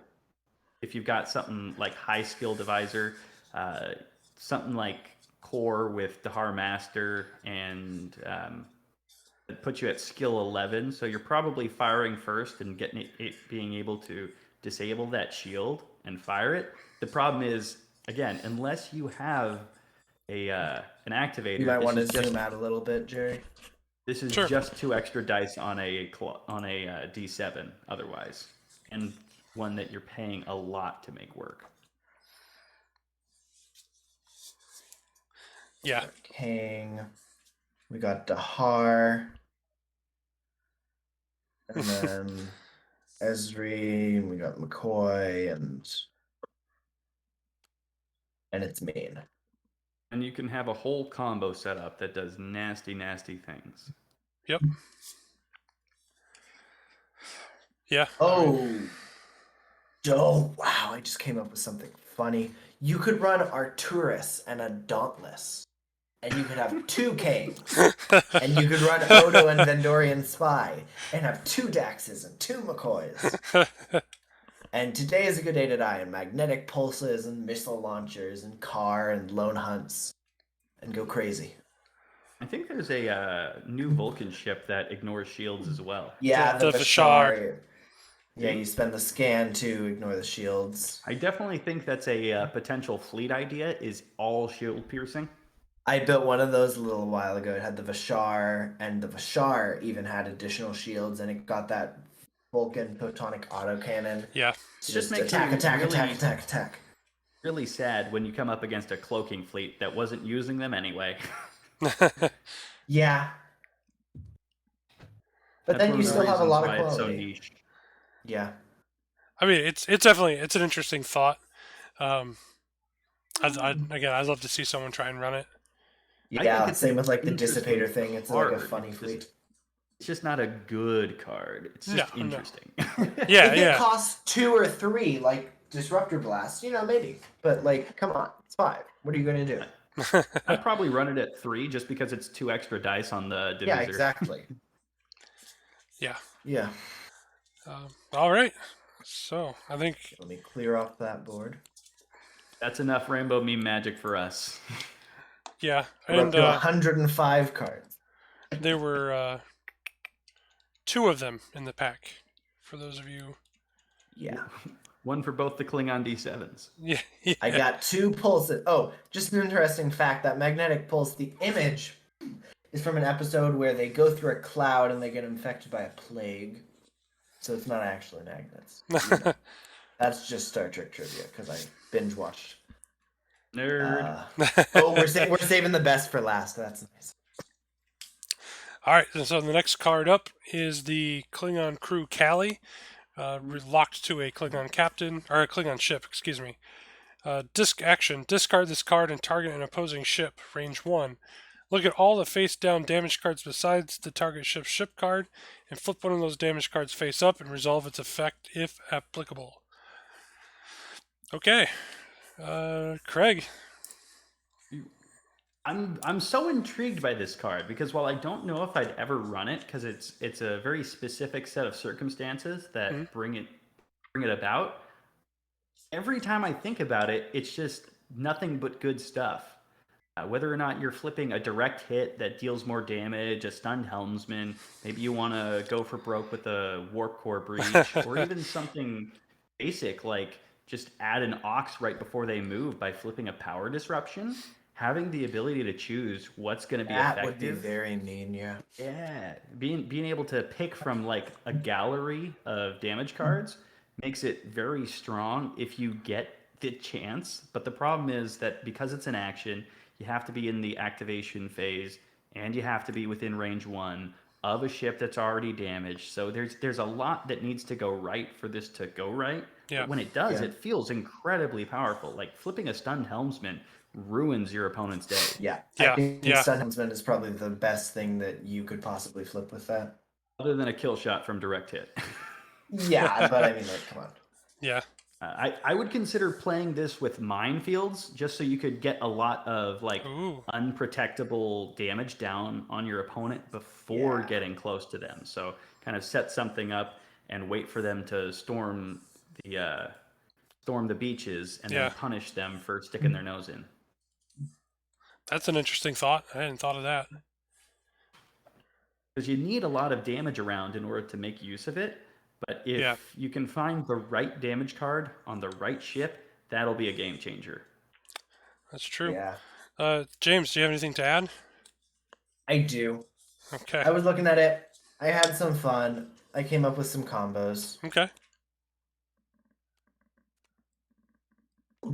So we're going to use LAR. So at the end of the deal damage step, you spend your target lock token to choose a face down damage card and flip it up. And you use Science Station to get a scan, and then you get your free target lock. And then you could use Kanar if you wanted to maybe like on the dual faction Dominion Burrell get it Thank you. before you move or something like that.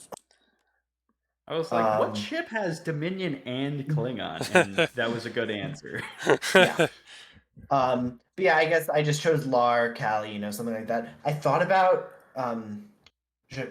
Joaquim? Joaquim? Oh, Joaquim. Joaquim something. The one that you can pick 2 crits and then you choose it, so you get a little bit more quality in the crits that you do deal, and then you get flipped over cards that you didn't deal. So it's just a lot of stuff going on there. You would certainly win the stacking the prize crits for on. most crits. Yeah. You could like run this with Goval or Lee Nollis, etc. Keep Kali coming. And it's just a lot of cards. I mean, not a lot of damage cards. Of course, you rely on actually having those damage cards pre-dealt. But it's interesting. Oh, yeah. I think it's like particularly mean to use against an opponent who's used interface generator. Because you're guaranteeing that like they have a damage around, and now you're turning that into something worse than they canceled it to be. I've had opponents. Imagine they have 2 hull left, they interface, and then the next round you action Callie flip over a direct hit. That's just disgusting. I've had more than one opponent use an interface generator to cancel a single crit because they were worried about it changing the game. And so being able to force that through with Callie could be neat. Yeah. That's all I have to say. Very situational, but kind of impressive if it goes right. Yeah, I mean, I struggled to figure out where to play her. I guess maybe I struggle with a lot of these cards more than I realized. I definitely struggle with willingly choosing to play her just because it's such a gamble. Yeah. It's like if you're running Fleet Captain with the just counts crew or Hudson or something, you just point for it. Yeah. Good. High quality, but a little bit expensive point fillers that you really want discounts to run. Neat card, though. All right. Yeah. Last but not least, but maybe least, except really not least, because, it's cool. Is she facing core in this image? No. It looks like it. Well, you sure? That looks like his beard. Actually, maybe. Yeah, it does look like core.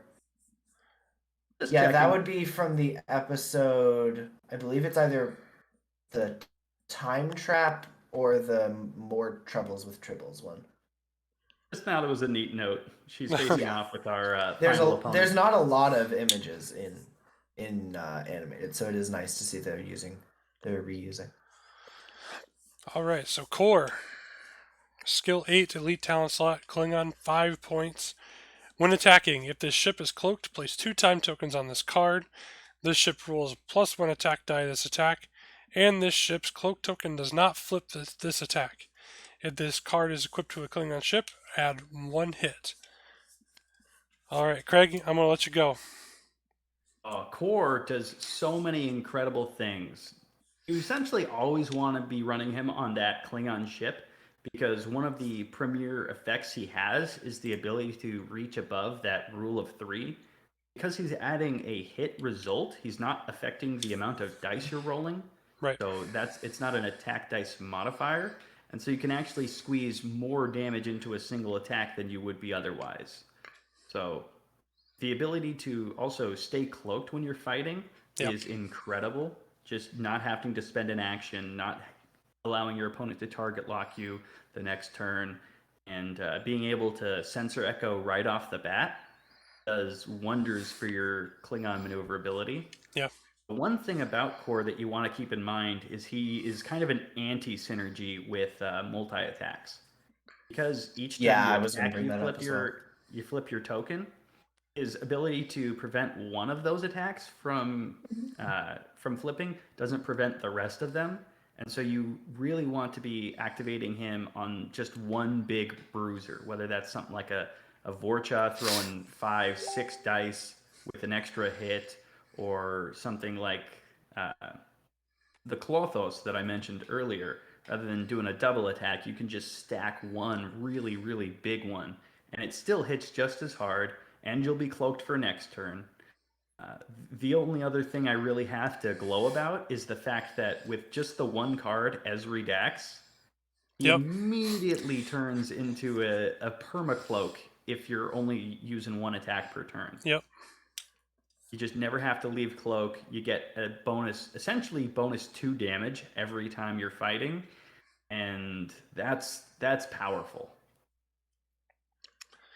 Yep, absolutely. James, what glowing praise do you have in the eaves for Core, Man of the Hour? I agree with what you said, except for one thing.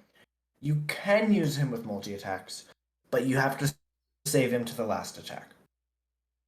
Even if you save him to the last attack, he only prevents it from flipping. I guess that's... Yeah. You would need to have prevented it from flipping previously. I knew that previously, I just didn't think about it. Yeah. Okay. I guess that was the one thing I obviously didn't mention. Because he has the run with name Q Core, Squad, he Klothos. is it as a Dahar Master, and gets to bring that incredible card to the field. Yeah. Yeah. You previously brought up the fact that he can go on the Talon. Mm-hmm. Yep. Allows you to keep that cloak around for when you reveal your dial next turn. Ezri, Core, Talon. Can't run Dahar, but there's sacrifices. Minor details. I mean, like David always says, you don't need a lot to make this work. Right. You really don't. It's pretty self-contained. Instead of Laris and Chang on the Talon, you could do Core and Chang on the Talon. Stay close, get that extra stuff. Everybody loves sensor echoes. Everyone loves sensor echoes. Where's the fleet commander? I mean, yeah. It's just great, Klingon Gunner, Chemosite, stuff like that. Maybe pair him with the Spock from this pack. Just do one massive attack. Keep your cloak, add a bunch of hits, a bunch of dice. Just throw all you got. Yeah. In general, it's kind of hard to find captains that offer a lot of offensive power, and Core does that in spades. Not only is he high skill, has the access to that Dahar Master, but he's also, for no action investment whatsoever, other than the cloak, which you want to already be doing most of the time, he's bringing multiple damage to the attack. For Kang to add 2 damage to attack, he needs to discard himself. Core does it because he looks cool. because he's feeling it. And he can Right. do it repeatedly as long as you've got someone around to keep those time tokens from overwhelming him. Yep, I think Ezri's the natural fit here. I definitely consider him one of my go-to captains whenever I have a Klingon ship involved. And he's incredible on the new Ducat's Bird of Prey that gets bonuses if you're cloaked. Because that alone can take him to skill 11, get free tokens, get the boosted attacks, keep him cloaked, so you get all the same next turn. It's a good combination. He fits well on the Vorn as well. Oh, everybody loves the Vorn. Range 1, you actually get the full +3 attack dice just from the 2 effects. Yep. Doesn't take anything more. And that stacks up to +5 if you count the range bonus and the guaranteed hit from core. Yeah. And that's on top of an already offensive ship. Very much. Yep, let me just grab those 2 cards over. Yeah, I think there's really nothing more else to say. I mean, Core's... There's nothing bad about Core. No, Core's a great Klingon faction captain. Very easy to use, very easy to turn into good there value. Those 2 cards, Ducat's Bird of Prey and Vorn. Yeah.